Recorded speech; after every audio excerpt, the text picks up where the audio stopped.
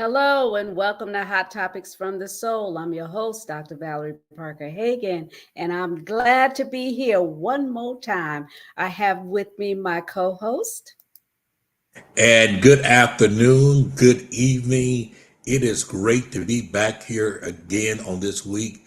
You know what? 14 days, 14 days from today, America will make a great decision. We'll make a decision not only nationally, we'll be making decisions statewide, all over the country, municipalities. And the most important thing that I think is that oftentimes it's the thing that we forget. It's what really makes this country what it is. I remember reciting that part that said, with liberty and justice for all. And guess what? When we stand and we make these decisions, I often wonder, do many forget about that part, with liberty and justice for all? We're going to have a great time as we dive back into last week's show. And Dr. Val, we're excited because the fact we get a chance to do so with some very well versed individuals who are not only very knowledgeable, but definitely they're able to bring it and tell it like it is. Absolutely. I'm excited for our guest. And, one of the reasons why I created this platform was to empower the community. We suffer because of lack of knowledge. And so the amendments have been a struggle for so many people. Every election, when they have amendments, people are so confused because of the languaging that they use. It's like they're not talking English, and it's not clear. So people get confused. So last week we talked about Amendment 3 and 4. Which was marijuana, legalizing marijuana, but that was for 21 and up. And then 4 was abortion rights. So that was 4. And we had a dialogue about that. We will do a refresher with that as we go through 1 through 6. We're here in Florida. So we're doing our due diligence to empower the individuals in our community to get out and vote. It is your right. Don't give up your right and power to choose, regardless of who you're voting for. We're not going to tell people how to vote or who to vote for. That's not my assignment. But we want to make sure that everybody participates, because we will be held accountable for the choices we make anyway. So we need to make sure that we do our due diligence, do our research, register to vote. We Google everything. We Google movies, we Google outfits. Google the people in your community that are running for government. And please, please, please, please do not pass up on the judges and the commissioners, the senators and the governors because they govern your state. Yes, we have the president, but there's an umbrella that we're under that controls the funds in our community. So we don't want you to miss and bypass any of the candidates on the ballot. Why am I saying that? Because I used to do it. I was young and unaware. And if I didn't understand something or didn't know who this person was, I would just skip over it. But guess what? Not voting is still voting. Absolutely. So don't skip over anything. So, Dr. J, our special guest. Well, backed by popular demand tonight, we definitely have Attorney Celicia Smith Gordon, who is not only a wealth of knowledge, but one of the reasons that we love her so is because of the fact this is a person who speaks what she says, and she's always very well studied. And I've always admired the fact that, in addition to being an incredible attorney, so the state of Florida has a jewel, but she's also known nationally for a lot of the work that she does, but she also have a background in pharmacy. And so her understanding of things it's a little different. And I love that about her inside of it. So she's with us tonight, bringing back some real great explanation and analyzation of these amendments. Okay. And our next guest. And our next guest, he's back with us again. Well, it's been a while since he's been with us, but it's our dear friend, former Senator Joseph Gibbons. Joe is passionate about his country. He's passionate about laws. And he's passionate that people know we get out and the importance of voting. And I love it. You know, Joe's the type guy that if anything is going on that he thinks that you need to know about, I'm going to get a text, I'm going to get an email, I'm going to get a smoke signal and say, hey, you need to be a part of this. You might want to tune into this, and then we appreciate it. It's always things to welcome out. So welcome to the both of them back with us. Absolutely. Yeah, so there we go. We can do it just like that. Yeah. Yes. Hey, Joe. Hey, Salisha, how you doing? Good. Good to see you. Good to see you. I was contacted by you in the last couple of days, and I'm looking forward to following up on that contact. Okay, perfect. Perfect. Absolutely. Okay, so we're going to be talking about the amendment. So let's get into it because I know there are some pros and cons to it. So who wants to take number one? Well, well, Joe, I'll take it. What Amendment 1 does is our school board races right now are nonpartisan. It doesn't matter whether you're a Republican or Democrat, it's nonpartisan. What Amendment 1 would do is it would make it partisan. In other words, starting in November of 26, you would have a Republican primary and a Democratic primary, and you'd have the two parties then running for school board seats. Right now, it's completely nonpartisan, and I think that's the way it should stay. Because when it becomes partisan, what happens is there are things like in school board, there are a lot of contracts. And when in fact, when you get involved in partisan politics, what happens is people favor when the contracts come up, people in their party. So when it's nonpartisan, that doesn't have a play at all. What nonpartisan means that the best people win, because if you're an independent and it's partisan, if you're an independent, you don't get to vote because you don't belong to a party. When it's partisan, you have to belong to a party. So you disenfranchise everyone who's not a member of a party. So therefore, I think it should stay the same. It gives us more inclusivity and keeps people engaged and involved. And it keeps I'll call it from politics, the contractual obligations that come along with being elected for people who owe people favors and how you collect campaign contributions. So that keeps, when it's nonpartisan, it keeps all that stuff out of it. And it just gets straight down to let's look at who's best for education. That sounds like a strong no.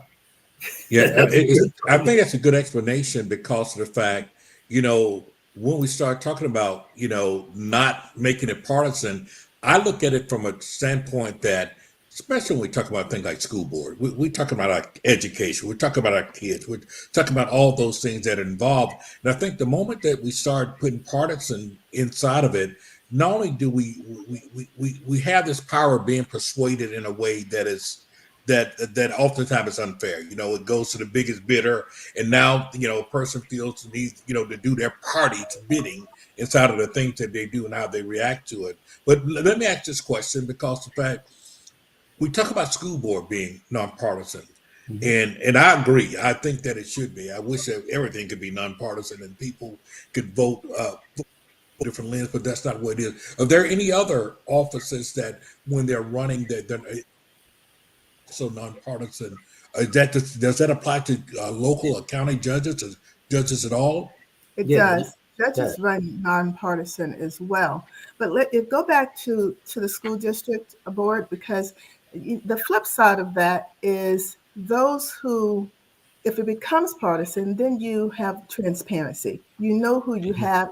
Now with diversity, equity, and inclusion, book banning being a real issue, people want to know where you stand or where you're likely to stand. So that is the flip side of that to consider. So I'm just putting that out there for consideration. Yes, judges are nonpartisan as well. Well, let me rephrase that. It should be. The race, the election is nonpartisan. That does not mean that the judge is nonpartisan. Don't get that confused. So on your ballot this year for Palm Beach County, you have one race that is your county court judge race between Lourdes Casanova and Jean Marie Middleton. They're in a runoff. Jean Marie Middleton has 30 some years of experience in being a lawyer. Absolutely. She has gone up to the governor for consideration of being a circuit court judge a number of times. Lourdes has also, her name has also gone up out of committee, I think twice. Um, um, Jean Marie is an African American female. Lourdes is Right. a Hispanic female. Both are qualified people to hold the office. So I will say that. Um, I have been very transparent in my endorsement of Jean Marie Middleton. I know both ladies, right? Yes. For other judicial races, which are what's called the merit retention races, so on your ballot, and and I will probably say, I've been part of the legal team, canvassing team, when we have to go back and count the ballots and make sure that they're all correct. So many people skip over the judges and especially the merit retention. Even lawyers, like, we don't know them, all right? So, but here's the deal. For the merit retention, the governor is, the names go up to the governor. The governor is going to appoint who he wants. So in a sense, I hate to say it this way, it's better for the devil that you do know, because he's going to appoint whoever he wants to appoint anyway. Whoever So feels like he feels. say that again, Joe. Whoever agrees with his policies. Yes, and he's already got, I mean, what he's got already is he's got the House, he's got the Senate, and he's got the Supreme Court. And by and large, he has most of what's called the district courts of appeals. So those are his appointments. So if we decide to unseat someone, he's just going to put somebody else in that seat that might be even worse. Okay. So I would say vote for those, retain the judges, and my endorsement of Jean Marie Middleton. But now I'm on the other side. I voted against all the judges because when I look up the judges' background and I look and see if in fact they're a member of the Federalist Society. If they're a member of the Federalist Society, you know what the Federalist Society preaches. So if he's going to appoint somebody else from Federalist Society, you know the devil. The devil you know is the devil you know. And anything, if you look at I look at the judges' backgrounds, where they've been, what society And what they've done. and what they, but if they're a member of the Federalist Society, I'm telling you what they've done, because they don't I do think anything. all of them are. At this point, I know. I don't And I know voted any, against all of them. that's right. I don't know a judge who is not, which is really problematic and concerning on multiple levels, that people, those who want to join and those who feel like they have to join a society in order to keep an office or run for an office. That is concerning and should be concerning for any citizen that is done. But be that as it may, all of the judges are members of the Federalist Society. That is very, very, very, very conservative. That's Look at the Supreme Court. Look at the appointees to the Supreme Court. All members by Donald Trump. All members of the Federalist Society. And they are going to rule. You know how they're going to rule before the ruling comes down. I mean, yes. So therefore, I know that. That's why I say get rid of all of them. I'm with you. Yeah. But and then you just get and so by doing so, though, then he's just going to appoint others, and then you have a learning curve. They have a learning curve. They have a learning curve. I got you. Maybe not so much. Depends on who it is. And then they're very young. So that's about it that I can say about that. Amendment 2. Amendment 2 is fishing and hunting. Right now, Florida already has a constitutional right to fish. We have permits if you're going to fish and hunt. I carry a permit. I scuba dive and I'm not great at spearfishing, but here you go. But the thing is, you vote no for this amendment on the ballot means that there are some constraints and restraints on over hunting, over fishing, using netting that's improper, depleting our fish and depleting our animals, or extinction is real.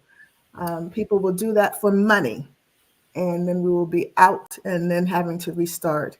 And so there are some elements of controls that we have now. sizes of fish that you have to throw back, sizes, different seasons for which you can fish or can hunt. There are rules and regulations in place already. So my vote for Right. that, that's Well, my Right. my vote is Because if we definitely- don't have any constraints, that means prices are going to go up for us when we're going in our grocery stores and out eating for entertainment, because the charges will be so much higher if the sea is depleted. Yeah, but my thing is take it to a deeper level. Take it to a Yeah. deeper level. Why do you need to put this in the Constitution if you already can do it? And this was something that was brought by the legislature.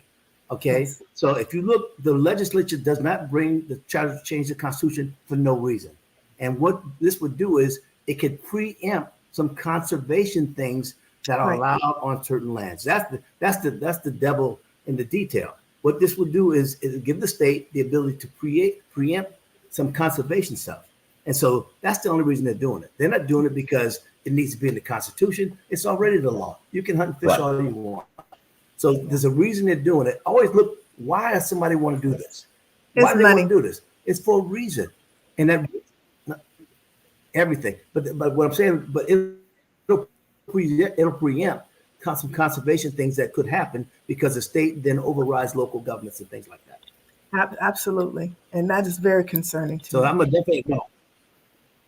Yeah.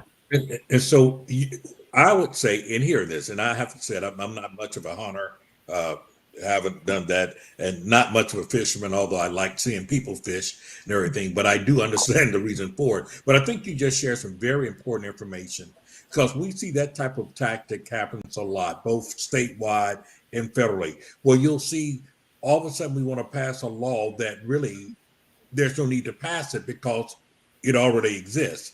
So Yes. Right. if I'm hearing you right, there's always the devil in the detail, because it's not that they don't know that it's there, but they're actually trying to have a way to usurp, if you would, certain things by adding that Yeah, inside the of ability it. to do something else. The ability to Yeah. do something else. Something, yeah. Trying to find a solution for which there is no problem. Correct. Right. And we do see that happens, and it's always dressed up real good though in language. It's always dressed up real good in the way they present it, and you think that, Some boy, lawyer I'm really wrote it. doing something great. But Some in all lawyer wrote that. actuality, You know that. yeah, and it's I'm a fishing interesting. person. I love to fish. I fish for food. I don't fish for sport. And I got you. there's nothing wrong with the laws we have- there's nothing wrong with the laws we have in place now. I mean, if it's not broke, don't fix it. Yeah. It would Wow. be depletion of our resources for sure. Yeah, For sure, it's a no. Amendment 3. Well, we talked about Amendment 3 last week. That's how you feel about the recreational marijuana. We discussed this offline and off topic. There's some new information about this, though, interestingly enough, that there are challenges to it being on the ballot already. Even though it's on the ballot, there are already challenges indicating that there's some people who there's at least one person who's been convicted because it's had to get on the ballot by a number of signatures. And some of the signatures have been determined not to be valid. And the question is, are there enough signatures now still that exist for it to actually be on the ballot, even though it is already on the ballot? So what I say for that is that, those who don't want it on the ballot are already finding reasons to challenge it. So Can I interject something like this on that whole thing? Now, when we look at Amendment 3, when you think about a constitutional amendment, we passed a constitutional amendment to restore felons' rights, correct? right. The old Amendment 4. Yeah. Mhm. No, to restore. But now what happened is it goes back to the legislature to Mhm. make the rules. And on the restoration of rights, the rules they made, they came up with the fact that you had to have all your fines and everything paid. Wasn't what you voted for, but it goes to the legislature. Now we have a super majority Republican legislature. I served there for 8 years. They're going to do what they want to do with it. They will make the rules to favor them. And I'm not, everybody's yes on 3, and that's fine. But just know that big money is behind Amendment 3. And the reason they're behind is because it's going to go to the Republican legislature, and there's this thing called campaign contributions. All right. And this thing called lobby fees. I know all about that. And I'm just saying that all this money is not being spent because they want to decriminalize marijuana. Right. This money's being spent because somebody's going to make a whole lot of money. And a few people are going to control it. Now, the decriminalization thing, I'm 100% for. But don't try to fool me in saying you're doing it because you don't want black people arrested no more. Just be honest with me and say, hey, there's going to be a lot of money made, and it's going to be controlled by, if it goes to the legislature, they have people who are friends of theirs.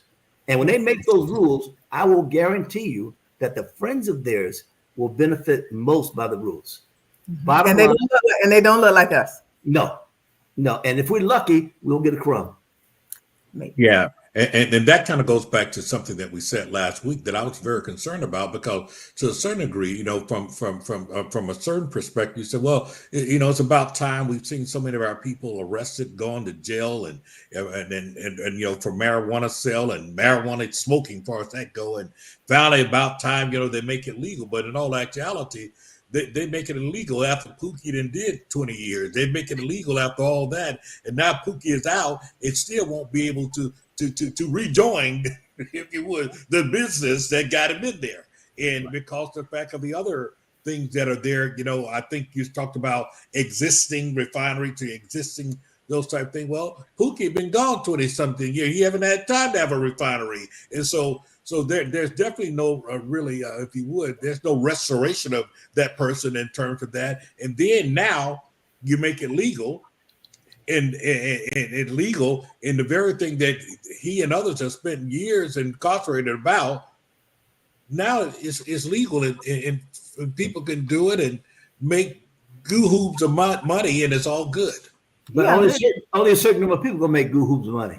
Yeah, Right. that's my whole Yeah, point. it's not going to, and I think it's going to affect us as a people, because like I said, the way it says it's from 21 on up. So what about those 10 to 20-year-olds that are out there? It's not going to stop them from getting bad marijuana. It's not going to stop them from going and buying it on the street. It's not going to allow them to get jobs, because they're going to still be corporations that are going to have you do drug testing. And you're not supposed to have that in your system. What are you going to say? But it's legal now. No, that prohibits you. But people never follow the rules, is my point. Well, there's only so much you can control on that. So for the children or those who are under the age of 21 who don't go through the proper procedure of purchasing the marijuana at the defined dispensaries, because this amendment is for defined dispensaries that have licenses, have buildings, and it's not for Joe Blow on the corner, because that's still illegal. Okay, it's still federally illegal. Just in Florida, if it passes, it will be legal to have a certain amount, and that amount that is for recreational use is of a different strength than that which is for medical use, number one. But to take your point in terms of the kids, if they're 10 to 20-year-olds are doing it already, there ain't nothing you can do to stop that. I mean, really, I'm just being real with you. If they're going to be doing it, what you going to do to stop that? So exactly. And then you're going to have them acting up in schools. School teachers are already quitting by the droves because they're already doing that. Right. So exactly. But giving it a pass and voting, all I'm saying is saying it's okay by voting yes is not going to change what's already happening, and it's not going to protect the kids under 21. Well, what it will protect is this, from a pharmacological standpoint, on the real low down here. On the pharmacological standpoint, what it will protect is those people who are getting it from the corner and it's laced, because this won't have lace. This won't have laced with fentanyl and laced with other drugs in there that is causing all kinds of calamities and fatalities. And that's the safety parameters that is considered within this particular amendment. That's one of the very positive things about the amendment. Oh, the ones that are 21 and over, they can get safe marijuana, but it still leave exposed those under 21. Yeah. Well, but this isn't applying to this amendment does not apply to people who are not of age, just like alcohol does not apply to people of age, just like cigarettes don't apply to people of age. But yet you still have children who are smoking. But if those who want, I mean, and we talked about this offline. For drugs for kids, they do stuff that we didn't even think about. Glue in the closet. Come on, I mean, so if you want to get high, and they're going to find a way to do They're it. going to find a way to get high. Yeah. So what we're talking about are the masses of people who are mature, who have a desire because it's recreational. So that's the desire versus a need, which is medical. And then there's some safety parameters. Those people can have a feeling of safety that what they're getting and what they're purchasing is a safe strand. Other countries have been doing this for eons, and it has worked very well. Still, people gonna get rich, a lot richer than they are, whatever. But in terms of safety parameters, Right. it is a safer way to go. That's true. Very true. Well, for those that are watching now, whether you're watching us by YouTube or whether you're watching us on Facebook, definitely by Facebook, if you have a question or comment you'd like to, please put it in the comment section inside of this. I think this is one that this particular amendment really have needed the explanation, because it can be very complex inside of one thing, because we do desire to control things that we can't control now.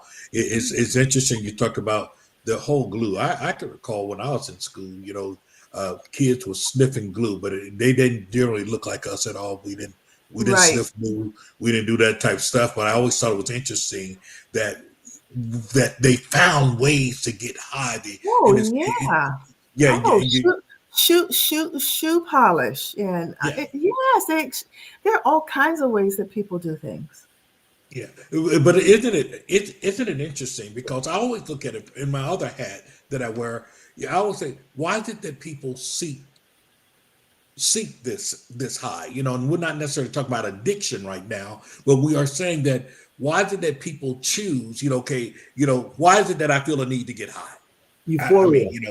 Some people go work out when they're stressed out. Some people do other things, but I have this thing about whether we face reality or escape reality. People, they have their own choices there. The problem is when things are not safeguarded, like curling is right now. So much can happen. So much can happen. Unfortunately, I know the story of young people. When I say young people, they're full-grown adults. They got a hold of bad drugs, and we're talking about lace, and a few of them have never been the same. I have family members. I have a brother that got bad drugs as a teen, and so I'm well aware. So I'm looking at it from both sides, but I look at it like Amendment 2. It's already being done. It's already in position. Why fix something that's not broken? And let's go on to Amendment 4. But Amendment 3 is not already there. Right. I will go back to that. We have marijuana is okay to buy if you like for health reasons. That's medical. Medical marijuana. That is by prescription and only through a physician. Right. Mm-hmm.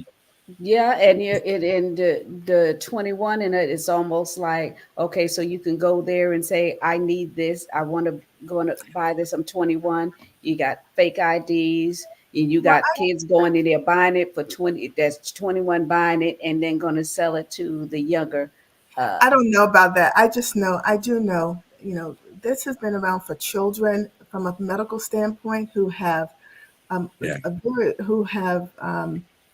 Tourette syndrome, who have epilepsy, who have cancer, who have, I mean, there are all kinds of disease states, chronic pain, who have all kinds of disease states for which marijuana has been extremely useful for many, many, many years, and comes in different forms and formulas for that particular ailment.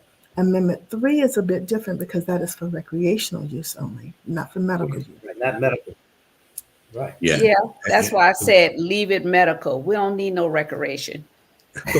Well, Well, what, once again, I think this, and this is what makes this such a complex thing. It depends on how you look at it. Right. People are going to recreate one way or another.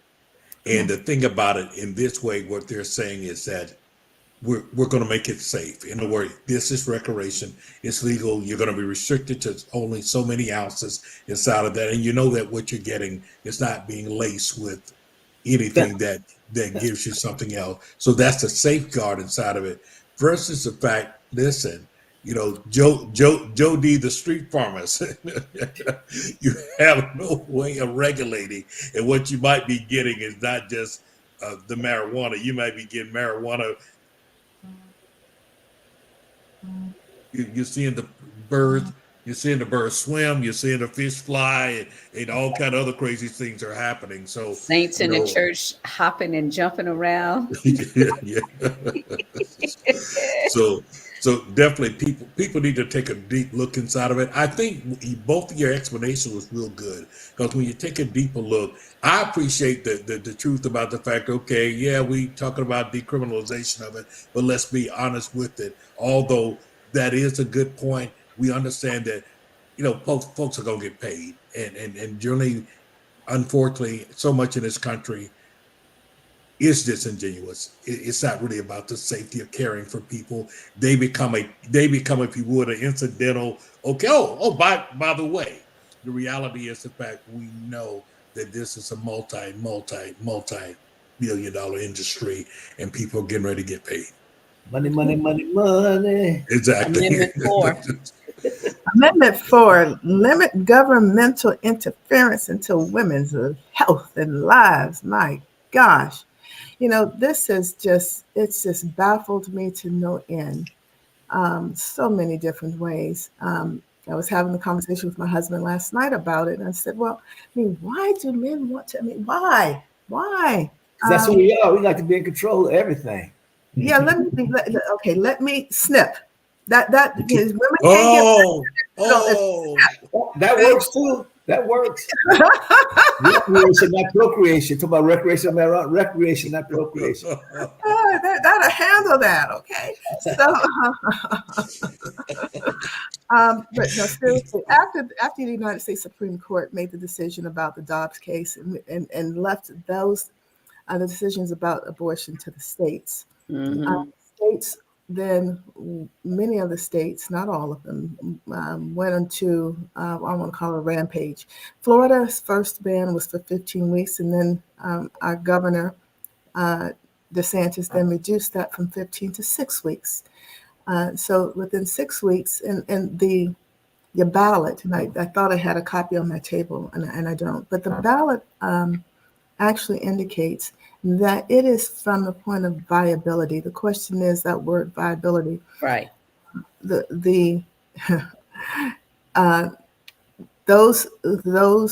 who are pro-life say viability is at the point that they can hear a heartbeat. Others say no, it's when that entity can be outside the womb and live. But notwithstanding all of that, it is choice, and that choice is not necessarily really about life or death of an embryo, though that is important, because if somebody is raped, then rape and incest and the life and the health of the carrier, the mother, are supposed to be exceptions. But then how do you get to those exceptions? Who's going to go? By the time you argue and make the point that you were raped, you done had the baby. Okay? By the time if you were raped in this incestual, are you really going to go forth and talk about it? Violated again. And you're violating it, and then you're going to talk about it to elected officials who ain't got a dog in the fight. But at 6 weeks, you don't even have to know you're pregnant. You may not even know. You haven't even Exactly. known if you have missed your menstrual cycle. Right. Exactly. And so it is a violation not only of that existing mother and embryo, but of her family. Because now the health of the mother is now jeopardized. Not only does the mother die, the embryo dies, but now you got an orphaned child that's already here who may be 6, 7, 8, 10 years old. And so it's just a violation of HIPAA rules. It's a violation. I see no upside to it. No, I see absolutely no upside. And for those who are saying and I had this conversation with the minister, God bless him. Everyone has their point of view. As my mom says, that's why there was Baskin Robbins, 31 flavors, enough for everybody to have one. And so, but, the thing is, it is that person carrying that embryo. It is that person, not you. It is that person who has to sacrifice. And God gave us choices. He gave us options. And he is a merciful God. And that's my belief. That's between that person and that person's relationship with God to make the best choice and decision for them. It is not for me to make for them. And then from the woman's health standpoint, doctors are afraid in certain situations to even touch a woman. You got to look at it's a felony. Doctors are afraid in some states because they don't know what, they don't know what, whether they're going to be prosecuted or who's going to do what. I mean, it's about the health of the woman. That has to be considered. And doctors are afraid in some states to even touch a woman, no matter how bad. Look at the woman, ladies in Georgia that died. They had the ability to get health care, they would be here today. Yeah. And it's a felony in Florida. Yeah. For a physician, they go to prison. Would you say, and not say this, would you say that in this whole plight, you go back to Roe versus Wade, and we talk about this. I actually think what we're talking about today is almost a different version. What I mean by that is this. The old argument, I remember this in college. I never forget having a debate on both sides of it, and boy, preparing all that information, on one presentation, you're pro-life and it was pro-choice. And today, if you look at it, it seemed to be a blurred language. What is pro-life and what is pro-choice inside of it? And so the old argument was that life begins, at conception, sperm fertilizing the egg inside of that. And that was the argument that was for that. And inside of this, we argued forever on both sides of this issue. I look today at what we see. I may look at it in a different lens, and I'll say this, even with the ministerial hat on. When I think about government regulating, now this is my view, and I probably get stoned for it, but it's okay. It's my view. When I think about government determining a person's right, I look at it a little differently. I look at it in this way here. If there was a law that came about and said that any woman who's had more than 5 pregnancies can no longer carry again, she's automatically got to terminate. She's got to abort. I look at that as government interference because you're mandating. However, I do look at it in the sense of the fact when there is a matter of life, death, the well-being of that mother, I do think that that's where government hand has to come out of the equation. Because as you said, there are a lot of things that happen. The whole mental dynamic and the traumatic experience of a woman being raped. And I've spent a lot of years, working in domestic and sexual violence, a member of the sexual assault response team and council here in Palm Beach County. And it is not easy. It's not easy.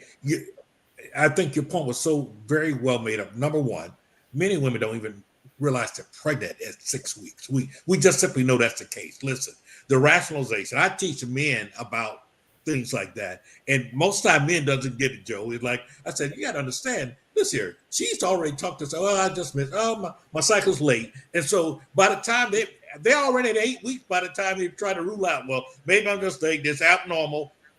How could you determine? I mean, so that those laws could not have been written from the perspective, in my opinion, of any medical doctor who understands this whole thing.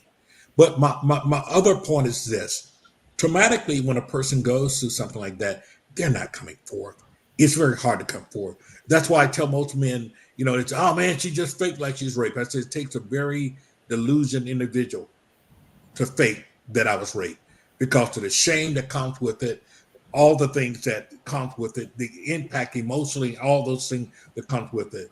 I personally have known people who have unfortunately had a child uh, from being raped. I also unfortunately know people who have Yeah, me had too. have incestual, Me pregnancy too. and thing. And I'm telling you, it has impacted their whole view of life. It's impacted their quality of life. It's impacted all of those things. Now, consider us knowing those things that happens inside of that, and then the law will say that no, you can't do this because of the fact you're killing a life inside of this. I do think that that's not a decision for the courts to make. I just simply Okay. don't. I do think that, I understand we don't want abortion to be what we call some form of birth control, but we should not make, if you would, we should not be able to come in and say, no, in the case of definitely the well-being of Right. this mother and even the well-being in the life of a child, sometimes things have to happen. I think this is always going to be a slippery slope. I think that people weaponize it for their own benefit, but at the end of the day, some things are common sense. 6 weeks, no, not at all. I had 36 Okay.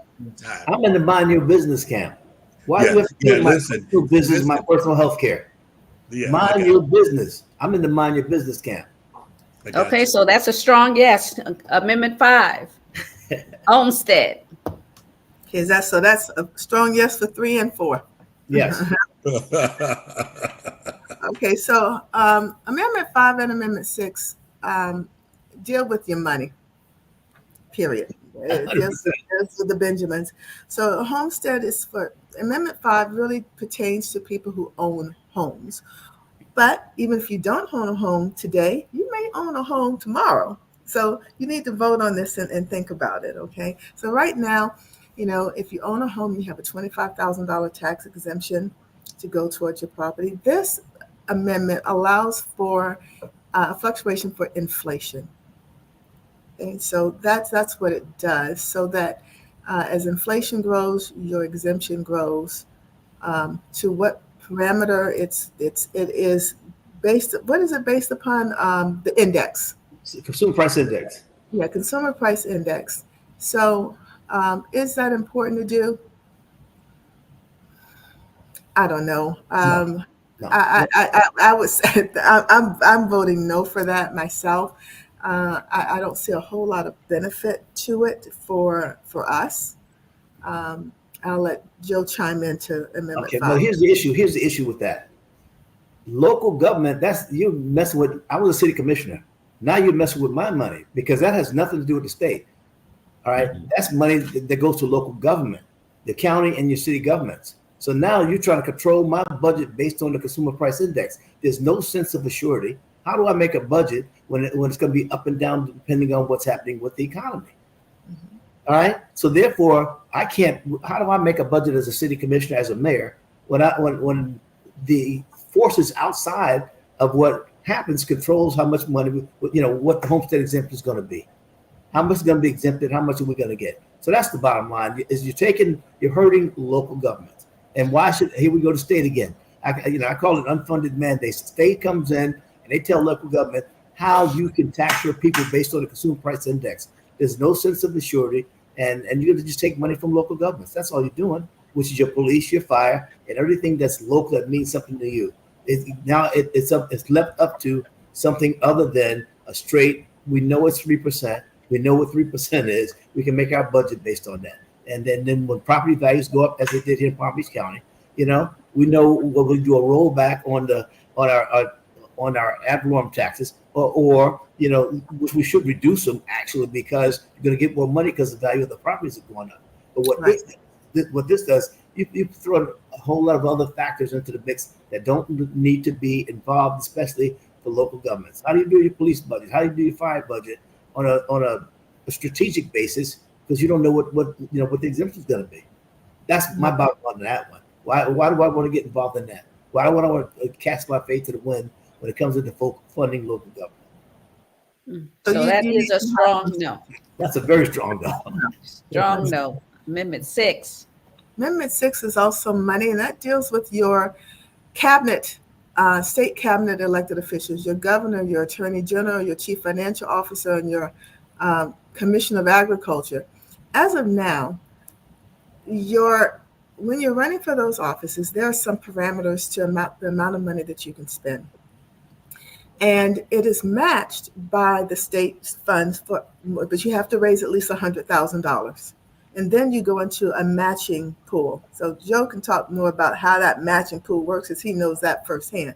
Yes. But my point is this: for those people who want transparency and not to have the influx of money coming from extremely wealthy people and have no controls from other countries and all that stuff, then you need to vote no on this, so that there are some parameters and some controls. And it also gives people who are not extremely wealthy an opportunity to run, because you do have those matching funds. Right. To me, that's the key point. What it does is it tries to level the playing field. We are Citizens United, where people can get unlimited amounts of money from the private sector and for your campaigns. And the Citizens United said, hey, corporations are people and they can donate all they want. What this does is this says that if you meet certain thresholds, you can get matching funds from the state government for your campaign to try to balance the playing field out. It's not going to balance it out, but it will help you. It gives the little man an opportunity to run for statewide office and have some help from the state government. It's not going to balance it out, but it can help. But it also keeps those who have big money within some kind of box of not being able to outspend the little guy. Only if they want to get the state money, because some people don't care about the state money.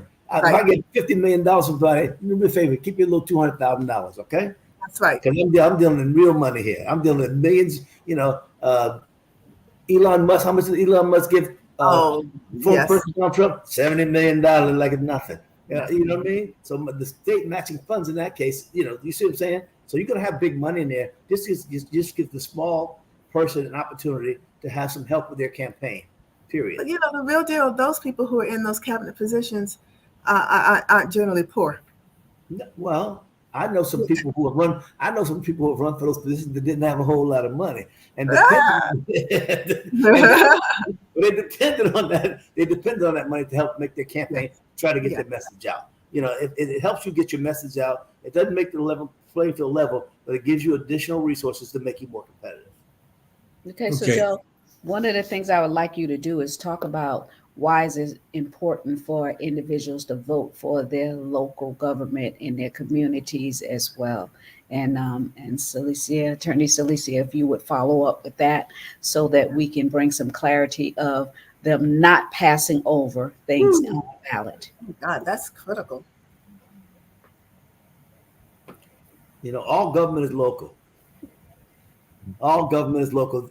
Actually, these local races can mean more than the big races. Right. Because this is what happens to you on a regular monthly basis, a city commission meeting, at a county government meeting, at a school board meeting. They're making decisions that affect you directly as opposed to indirectly.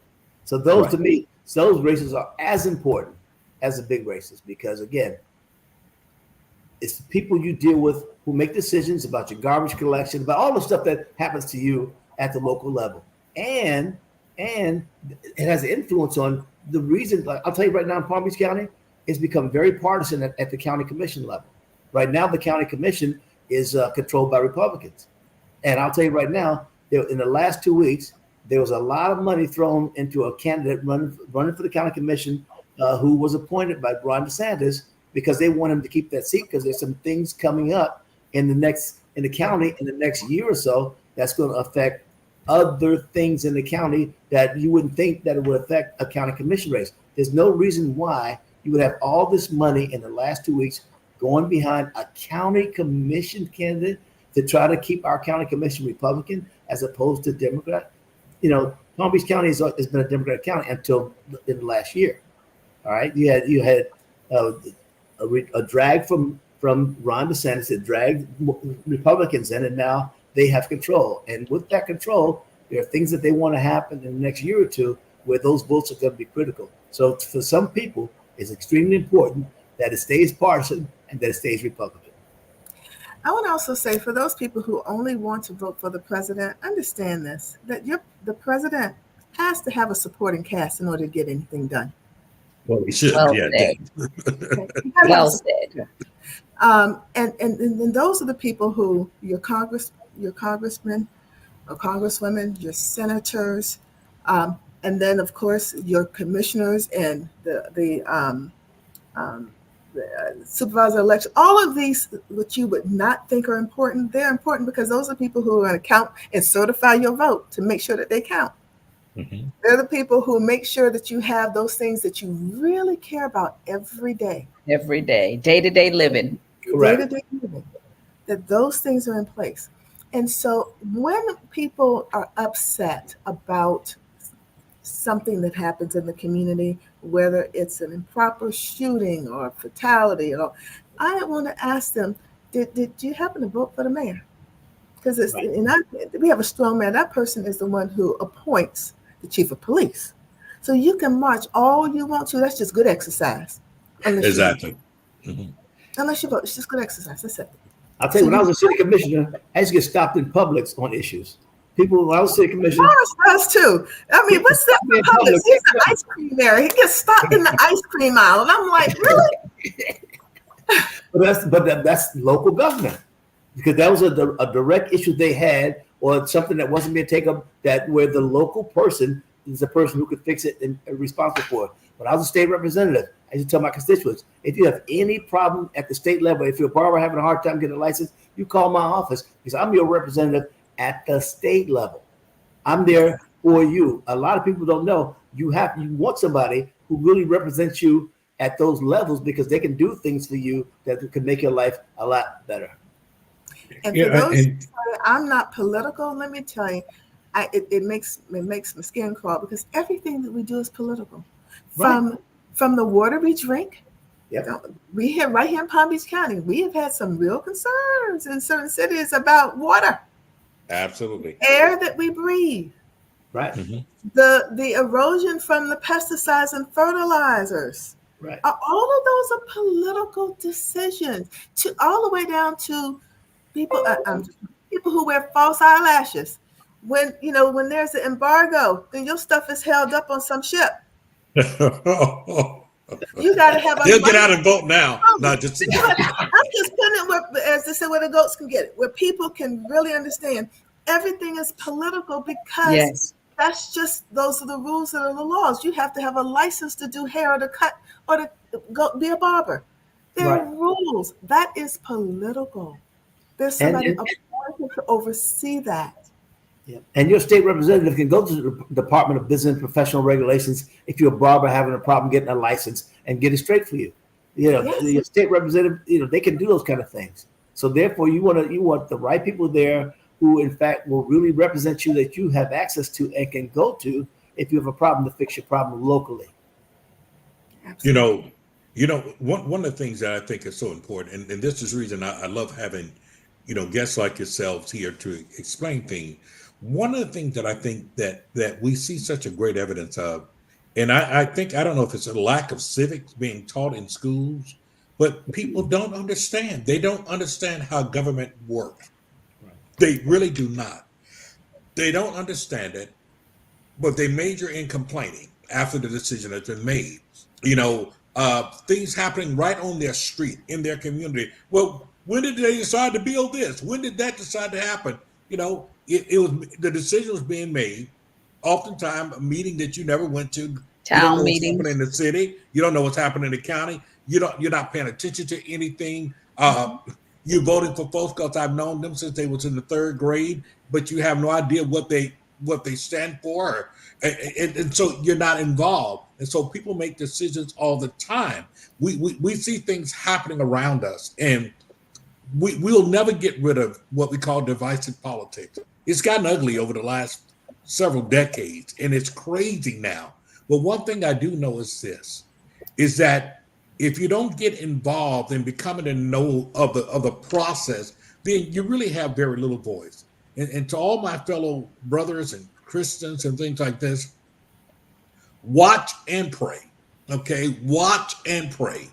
Watch is not simply saying watch television, but you've got to watch and be aware of what's going on inside of it. You're not going to pray it away if you don't even know what you're praying for, praying against, praying to happen. So we have to become knowledgeable. And that's one of the reasons that I think it's so important. We can say all day long that we don't want to be political. To your words that you said, Attorney Gordon, but every single thing is. It is political. It will make that. I mean, everything from, okay, you got 5 schools on that side of the county, and you only have 2 here. Everything is political. Or And we have to understand, if we don't play a part in it, if we don't become educated in it, and then we don't take time. Look how terrible local elections are. Look how terrible Yeah, they're awful. time the midterm elections are. Look how terribly there have been offices determined by less than a third of the people that lived in it. Look at the poor turnout, and then everybody else complains when it happens. You know, I heard someone say, and this is interesting. There was a special on about voting, and specifically about Black women voting, and one of the women said that, well, she didn't feel her candidate did not win, and because of that, she didn't feel like her vote mattered. Well, heck, there are a lot of times I don't win, and I know I mattered, and so did my client. So you fight again. You live to fight another day. Just as you may complain about something at home or at work, you still go and you still do what you need to do, and then your complaint gets better. Your vote gets better. You still vote, and you still do that until your candidate or your issue of whatever you're voting for manifests. So that vote matters. Your voice is truly your vote. Yeah, and if you vote, you are determining what happens to you. If you don't vote, other people are determining what happens to you, and you have no say in the matter. So you can't complain, because if in fact you want to have a say in what happens to you, you have to vote. That is the one thing you have that they try to take it from you for a reason, because it's effective and it can change things. So what I'm saying is that, people died so we can vote, and so we have to vote, because it is your voice. It's the way that you have to make a difference in the community and what happens to you. So you have to vote. So we also have the state attorney. We also have the state attorney on the ballot. Right, absolutely. Election, which is very key, especially for many of your watchers, for everybody, period. Everyone, exactly. The sheriff is on the ballot. So these are key positions. What is it that you want? What is it that you want for not just yourself, but for your family? And that matters. So we have Alexia Cox, who I have endorsed. Absolutely. Period. Dead stop, period. More than qualified. I don't know her opponent's name. I really don't. Who's a Republican? I don't know anything to say about that person. I don't know that person. His name is Stern, but he is saying, Stern, yes. Okay. I do. He's a Republican. And all of a sudden, they're dumping a lot of money into his campaign, because it looks as if all of a sudden, the Republicans are dumping. Would you believe that in the last month, the Republican Party of Florida has put a few $1 million into Palm Beach County, into state office races, and into the state attorney's race? I mean, why are they dumping all that money in Palm Beach County right now? Why? Because there's a certain agenda they want to be played out, and we see that happening. It is amazing, as a person who spent a lot of time and understand the state attorney office and been around. I personally have worked with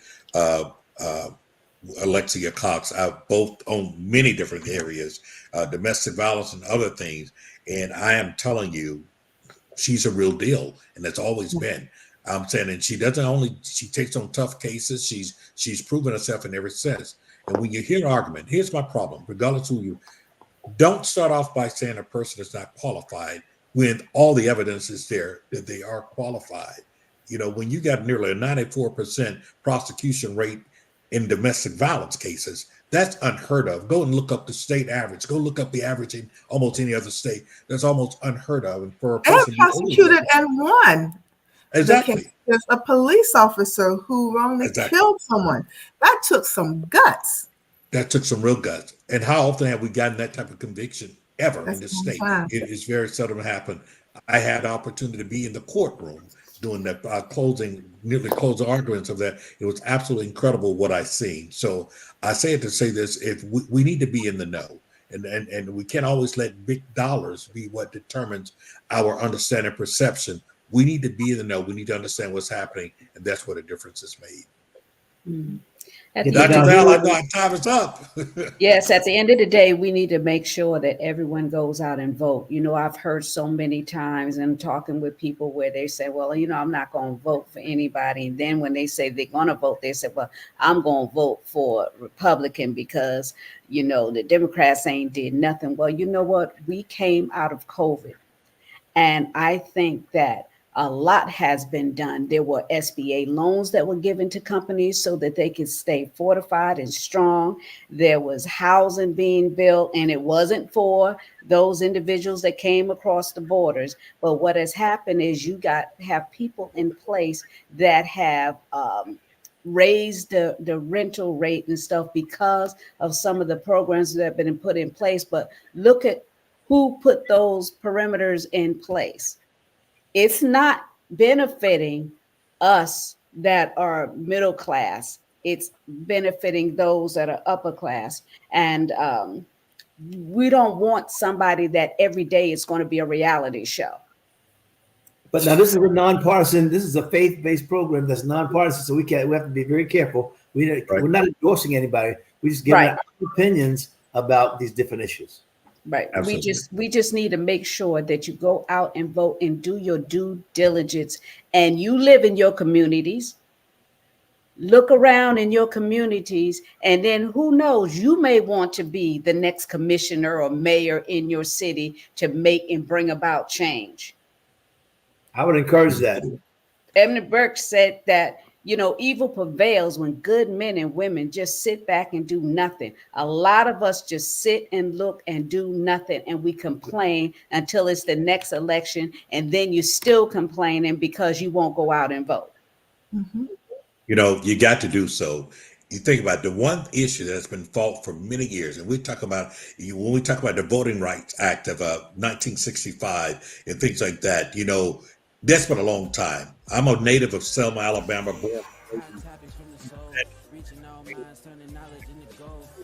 We drowned out. And the thing that inspired me as a young man was seeing those type of individuals that made us recognize that our voice was our vote, and our vote was our voice. Yes. I want to thank you both for joining us on Hot Topics from the Soul. And I encourage those of you who are viewing to pass this along because maybe it will help someone in your household. And remember, please vote. Early voting is started here in Florida. So let's get to the polls. Let's get this job done. Right. Share this with someone. Thank you so much. Thank you. Hot topics from the soul, reaching all minds.